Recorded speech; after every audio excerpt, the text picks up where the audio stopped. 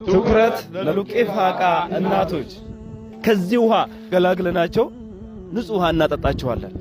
አባካችሁ በተቻላችሁ አቅም የቻላችሁትን በማድረግ ተባበሩ። ይህ የምትመለከቱት በስልጤ ዞን በምስራቅ ስልጤ ወረዳ በሉቄ ፋቃ ቀበሌ እናቶችና ህፃናቶች ጨቅላ ዶክተር ኢንጂነር ፓይለት መሆን የሚችሉ ልጆች የሚጠጡት ውሃ ነውና እስካሁን ድረስ በዚህ በሉቄ ፋቃ ቀበሌ ከሰማይ የሚፈስ ውሃ እንጂ ከመሬት ተቆፍሮ የወጣ አንድም ቀን ውሃ አይተው አያውቁም።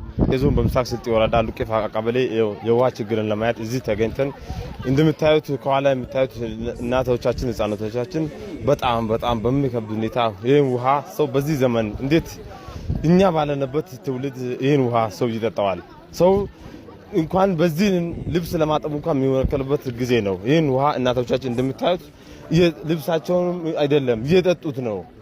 እንደምታዩት ያ ረቢ እኛ ባለንበት ትውልድ ይህ ውሃ ችግር መቀረፍ አለበት።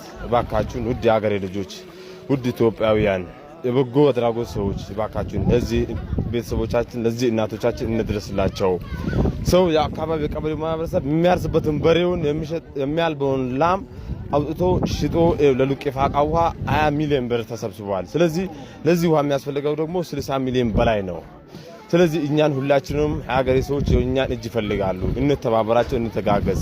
ንግድ አካውንት 1065 65 83 413 ነው። በድጋሚ የንግድ ባንክ አካውንት 1065 65 83 413 የንግድ ባንክ አካውንት ተከፍቷል። እባካችሁ ሁላችሁም የሀገሬ ልጆች በዚህ አካውንት ያቅማችሁን የቻላችሁትን በማገዝ እባካችሁን ኃላፊነታችንን እንዋጣ እላለሁ። ሰላም አለይኩም ወበረካቱ።